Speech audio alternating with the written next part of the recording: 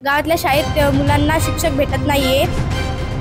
जोपर्यंत आम्हाला शिक्षक भेटत नाही तोपर्यंत आम्ही इथून उठणार नाही।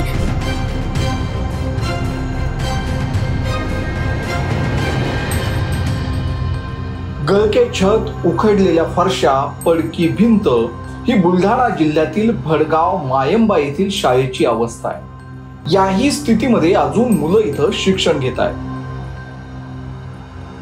तर चिखली तालुक्यातील अमोना येथील विद्यार्थ्यांनी शिक्षक नाही म्हणून सीओच्या कार्यालयाबाहेर ठिय्या दिलाय। ही दोन्ही दृश्य बुलढाणा जिल्ह्यातील आहेत। याच बुलढाणा जिल्ह्यातील आमदार संजय गायकवाड यांनी काही दिवसांपूर्वी शिळे अन्न दिलं म्हणून कॅन्टीन कर्मचाऱ्याला बेदम मारहाण केली होती। आता त्यांच्या जिल्ह्यातील शाळांची ही अवस्था पाहून त्यांना राग येत नाही का असा प्रश्न पडला।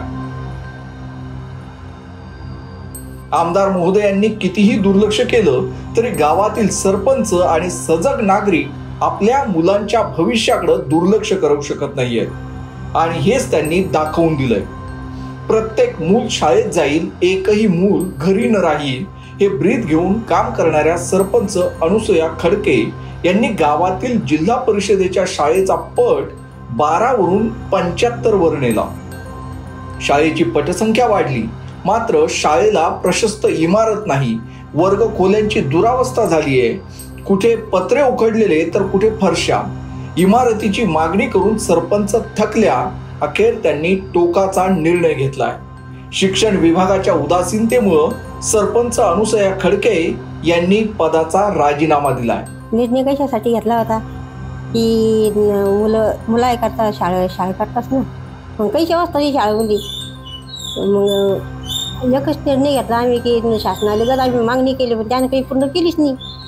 मग पालकायनं निर्णय घेतला, पण 70 मुलं झालते तर ते बी आता काढून घ्यायची व्यवस्था करू राहिली। म्हणजे ते शाळेत हे बी ॲडमिशन बी घेत नाही काहून की मुलं जास्त होतात म्हणून सनी, आणि आमची मागणी काहीच शासनाला पूर्ण केली नाही, मग आम्ही त्याच्याकरता राजीनामा दिला। दुसरीकडे बुलढाणा जिल्ह्यातीलच चिखली तालुक्यातील अमोना येथील जिल्हा परिषदेच्या शाळेत मागील 2 वर्षांपासून शिक्षकांची पदं रिक्त आहेत। यामुळे विद्यार्थ्यांचं शैक्षणिक नुकसान होतंय। याकडेही येथील शिक्षण विभाग आणि लोकप्रतिनिधी देखील लक्ष देण्यास तयार नाहीयेत। भाषा या विषयासाठी आमच्या विद्यार्थ्यांना शिक्षक नाहीये। नेहमी वारंवार जिल्हा परिषद असो, पंचायत समिती असो, या ठिकाणी आम्ही वारंवार या ठिकाणी लेखी निवेदन देतो, परंतु कोणताही अधिकारी, कोणताही पुढारी याकडे जातीनं लक्ष घालत नाही। आज या विद्यार्थ्यांचं शैक्षणिक नुकसान आमच्या डोळ्यासमोर होतं। पालक काय सांगतात पुन्हा एकदा ऐका। कोणताही पुढारी याकडे जातीनं लक्ष घालत नाही, कोणताही पुढारी याकडे जातीनं लक्ष घालत नाही।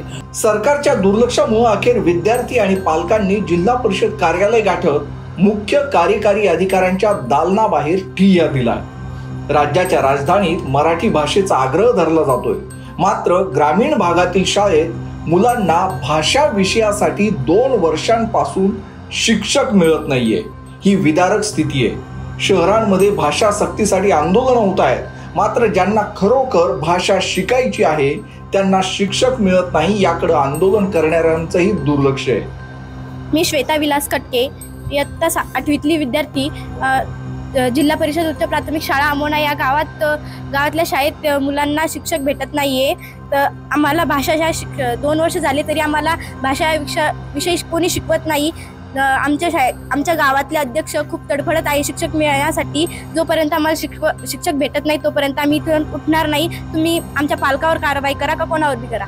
या दोन्ही शाळांची स्थिती आणि चित्र हे प्रातिनिधिक आहे। असं चित्र राज्यात सर्वत्र तुम्हाला दिसेल।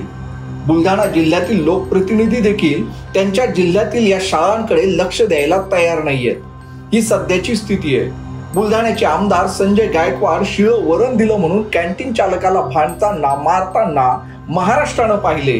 विद्यार्थ्यांसाठी, त्यांच्या शिक्षणासाठी आता ते मैदानात उतरताना दिसणार का हे पाहणं महत्त्वाचं ठरणार आहे। अशाच राजकीय बातम्यांसाठी माय महानगर लाईव्हला सबस्क्राईब करा आणि हा व्हिडिओ जर तुम्हाला आवडला असेल तर लाईक आणि शेअर करायला विसरू नका।